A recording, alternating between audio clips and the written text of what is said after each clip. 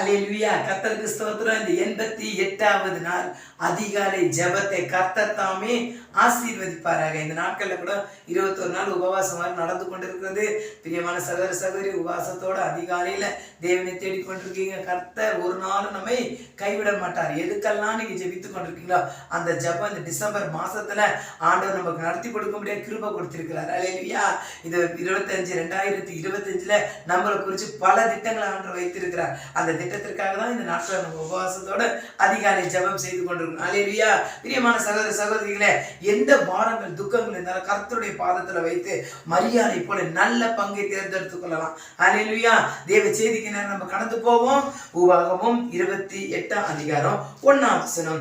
இன்று நான் உனக்கு விதிக்கிற உன் தேவனாகிய கர்த்தருடைய கட்டளைகளின்படி எல்லாம் நீ செய்ய கவனமாய் இருக்கும்படிக்கு அவர் சத்தத்திற்கு உண்மையா செவி கொடுப்பாயானால் உன் தேவனாகிய கர்த்தர் பூமியில் உள்ள சகல ஜாதிகளும் உன்னை மேன்மையாக வைப்பார். அல்லேலூயா. தேவனுடைய சத்தத்துக்கு நம்ம செவி சாய்க்க வேண்டும். தேவனுடைய கட்டளைக்கு கீழ்ப்படிய வேண்டும். அப்படி நம்ம செய்யும் போது நம்ம இந்த பூமியில ஆண்டவர் நம்மளை எப்படி இருப்பாரா? மேன்மையாக வைப்பார். மேன்மையை தேடி, வசதியை தேடி, ஆசீர்வாதங்களை தேடி நம்ம ஓடிக்கொண்டிருக்கிறோம். எப்படியாவது ஆசீர்வாதத்தை பெற்றுக்கொள்ள வேண்டும், எப்படியாவது அநேக ஜனங்கள் காணத்தக்கதான உயர்ந்த அடைக்கலத்தில் இருக்கணும் என்று சொல்லி ஓடிக்கொண்டிருக்கோம். பிரியமான சகோதர சகோதரிகளே, தேவனுடைய வசனம் சொல்லி இன்று நான் உனக்கு, அல்லேலூயா, உபவாசத்தோட இருக்கிறவங்க, அதிகாலை ஜெபத்துல கலந்து கொள்கிறவங்களுக்கு தேவனுடைய வார்த்தை சொல்கிறது, இன்று நான் உனக்கு விதிக்கிற உன் சேவனாகிய கர்த்தருடைய கட்டளைகளின்படி நீ செய்வாயானால், அல்லேலூயா, அல்லேலூயா, ஸ்தோத்திரம், செய்ய கவனமாய் இருக்கும்படிக்கு அவர் சத்தத்திற்கு உண்மையாக செவி கொடுக்க வேண்டும். அல்லேலூயா. தேவனுடைய சத்தத்தை கேட்டவர் யார்? ஆபிரகாம். அல்லேலூயா. அவர் ஆபிரகாம் தேவ சத்தத்தை கேட்ட உடனே அவர் கீழ்ப்படிய ஆரம்பித்ததுனாலதான் இன்னைக்கு விசுவாசத்தின் தகப்பனாய் நமக்கு காணப்படுகிறார். அல்லேலூயா.